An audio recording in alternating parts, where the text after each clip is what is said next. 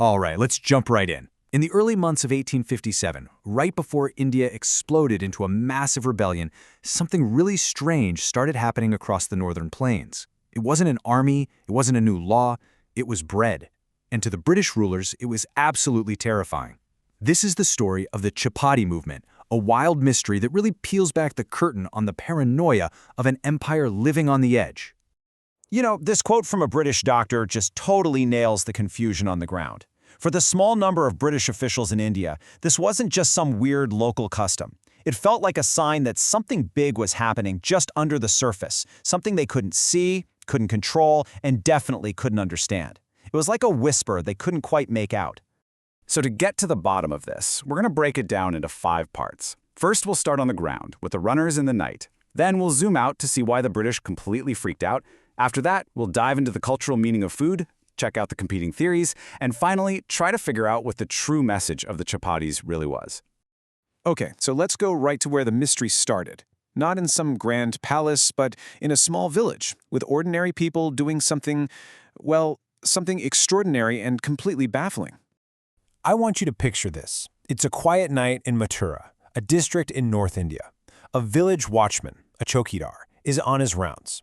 His entire job is to be the eyes and the ears of his community. But on this night, he sees something that he just can't explain. So out of the darkness, a runner appears. This guy's not from the village. He runs up to the chowkidar and hands him 2 small, plain flatbreads, chapatis. The instruction he gives is incredibly simple, almost like a ritual. Bake more of these and get them to the watchman in the next village. And then, poof. As quickly as he arrived, the runner is gone. The watchman has no idea where he came from. All he knows is the instruction. And here is the absolute key to the whole mystery. When a British magistrate named Mark Thornhill first saw these things, he called them dirty little cakes. He literally cut them open, desperate to find something, and he found nothing. No secret notes, no hidden symbols, no codes baked into the dough. They were just bread, exactly the same as the bread made in every home in India. The message, it seemed, wasn't there. So this culinary chain letter, as some people called it, just completely broke the brains of the British. And their reaction wasn't just confusion, it was a total moral panic. To get why, you have to understand just how shaky their position in India really was. Get this number in your head. In 1857, there were only about 100,000 Europeans in all of India. That's everyone, administrators, soldiers, their families, the whole lot. And they were trying to rule over a population of 250 million people. I mean, they were so outnumbered, it's not even funny. Their control was basically an illusion, held together by projecting authority and controlling information. And now, suddenly, there was something moving in the shadows that they couldn't control or understand. And this is what really terrified them, the speed. This network was unbelievably fast. Chapatis were moving 100, sometimes 200 miles a night, passed from village to village by the very policemen and watchmen who were supposed to be working for the colonial government. It was way faster than the official British mail system. The British mind just went into overdrive. Their total inability to find a message led to what they themselves called feverish speculation. Was it a code? A signal for a coordinated attack? Some even got so paranoid they wondered if secret letters were being baked inside, then read, and then the chapati was recrusted with new dough to be passed on. The fact they couldn't prove a thing just made them even more scared. Now, to really get this story, we have to switch gears and look past the British. We need to understand the gustatory grammar of 1877. For Indians, you see, food wasn't just food. It was this deeply important religious and cultural symbol, something the British just completely failed to grasp.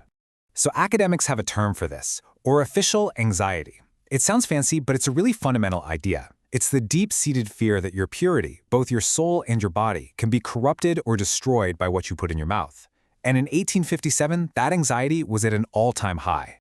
And this fear wasn't coming from nowhere. The rumor mill was on fire.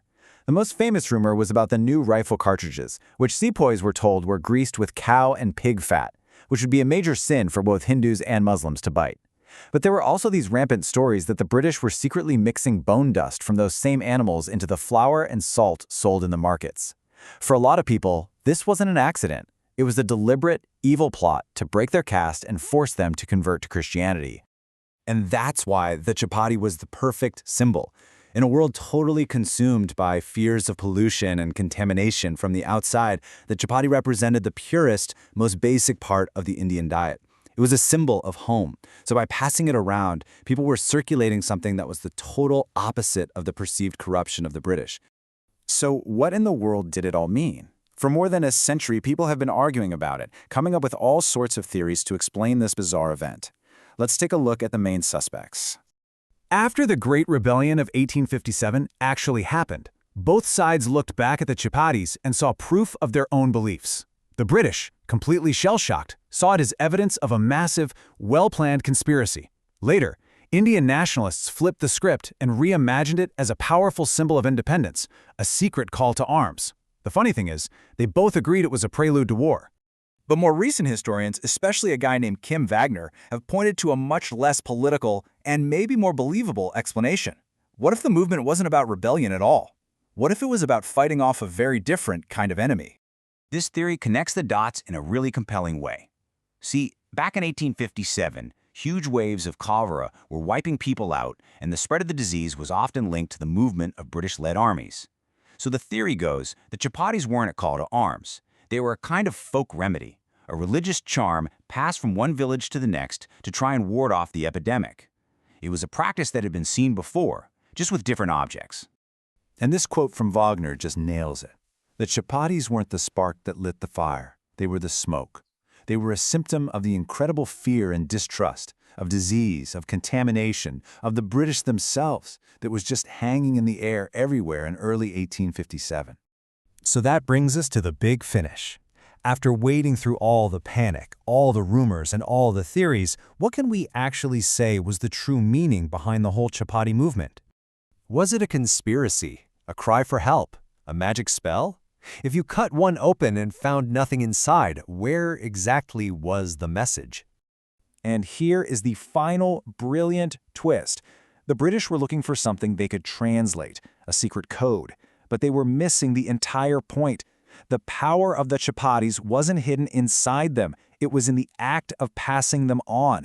The movement itself demonstrated this huge, silent, unified network that was operating completely outside the colonizers' control and, even worse for them, their understanding. And really, that's the ultimate lesson here.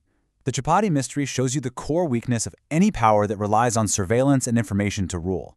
It shows what happens when that power comes face-to-face with an act of mass communication that is completely unreadable to them.